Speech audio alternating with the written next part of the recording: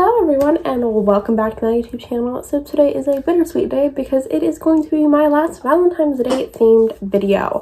So today I am going to be ending my Valentine's themed videos off with a video that you probably wouldn't expect, which is going to be how to structure your romance novel.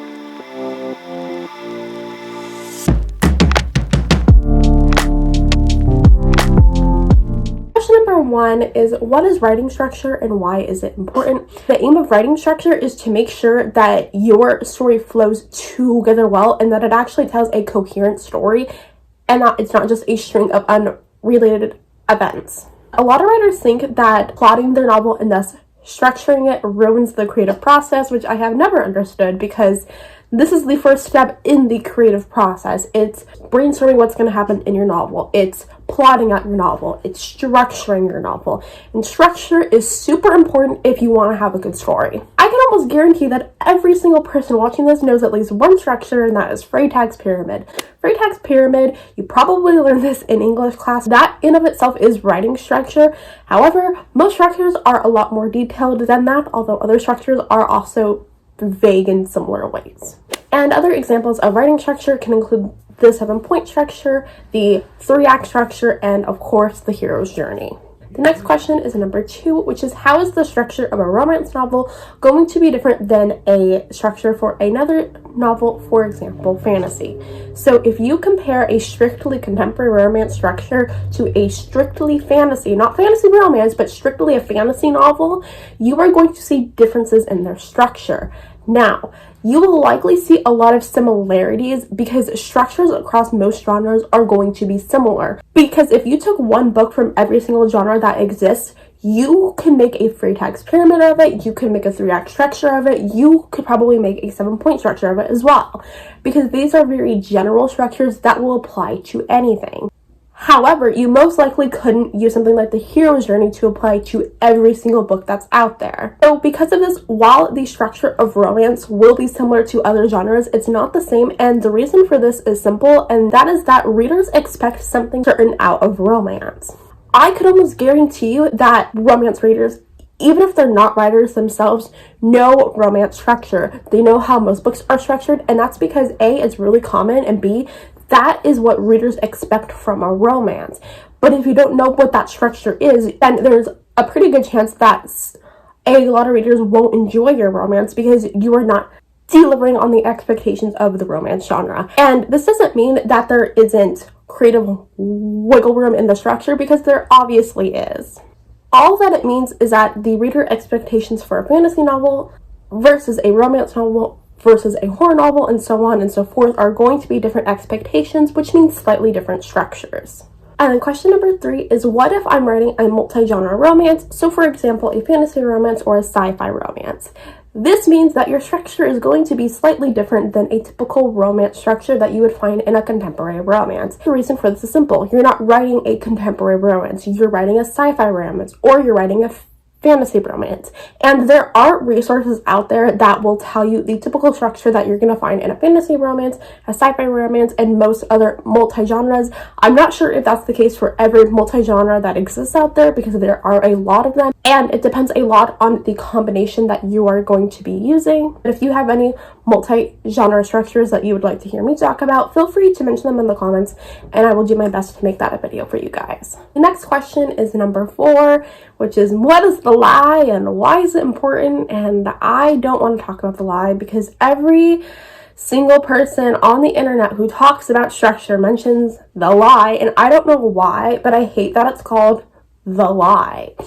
I would prefer literally any other terminology. I don't know why it bugs me so much, but it bugs me in the way that, you know when writers say that they hate the term pantser or plancer?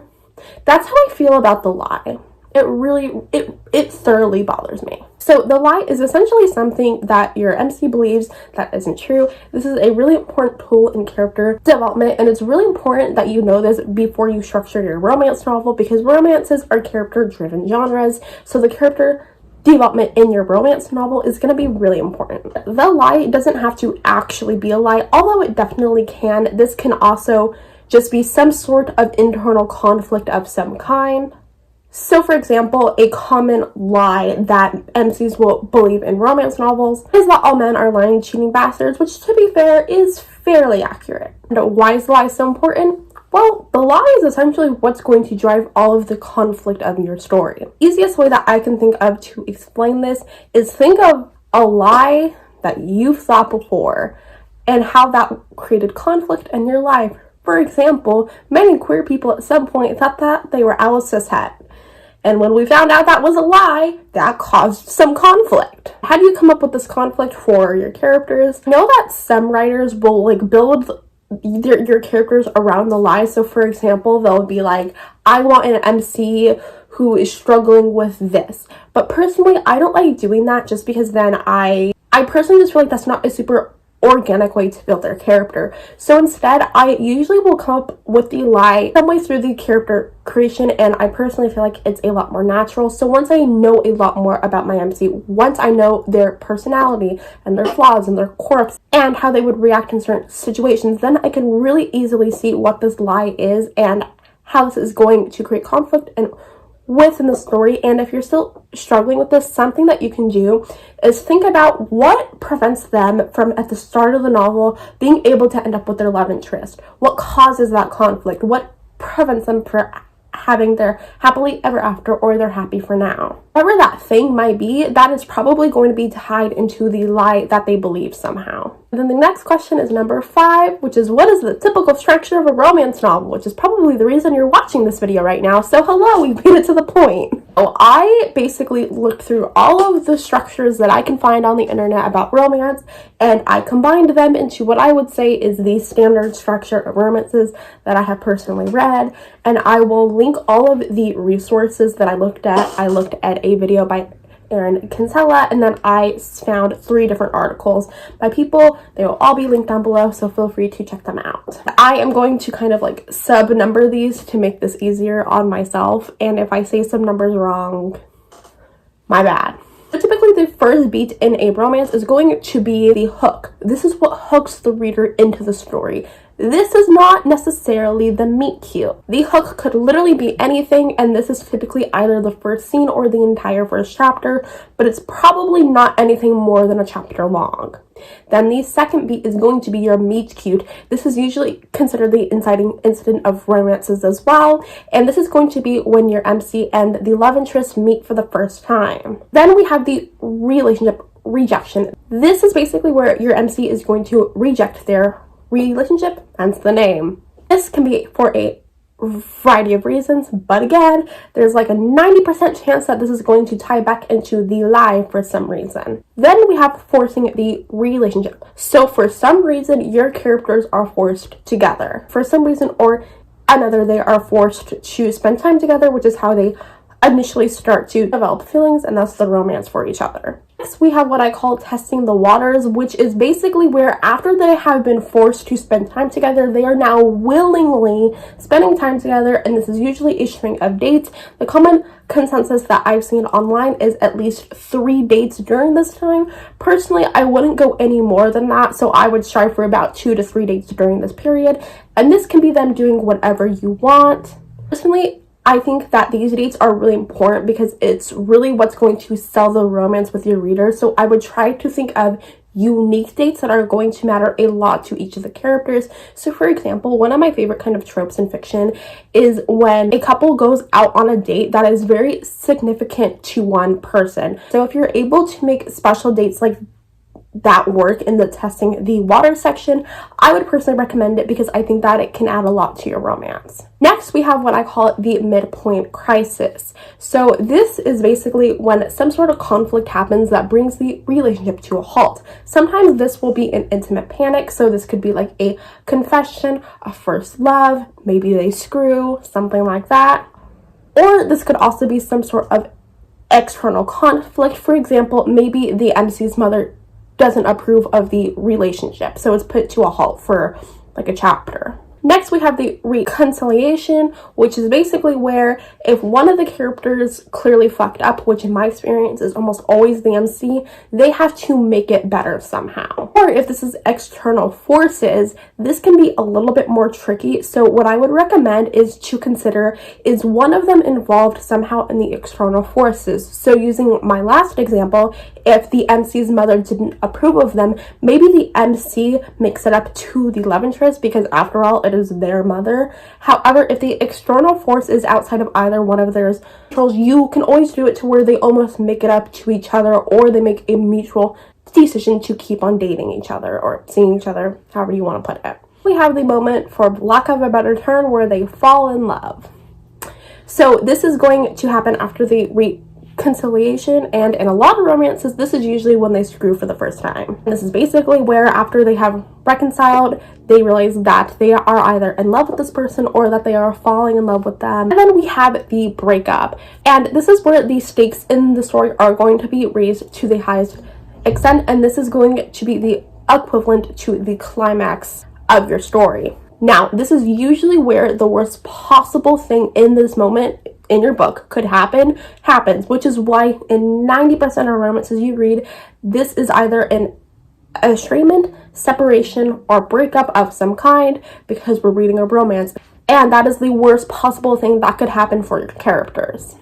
Next is what I like to call the internal battle, which is basically where your MC is dealing with the aftermath of this breakup or separation or estrangement, and they have to decide if the relationship is worth fighting for. This is also usually when they will get help from someone else. So for example, in a lot of romances, this is usually when the best friend is brought in and the MC will talk to their best friend about this relationship. And then we have the emotional triumph, which is basically where they decide, yes, this relationship is worth fighting for, I love this person, and this is typically where they conquer the lie. So the lie now does not matter anymore. Then next we have the declaration of love, which is where the MC and or the love interest will declare their feelings for each other. And in a lot of romances, this is also where a major gesture of some sorts happens that basically shows their love for each other. So this doesn't always have to be words of affirmation.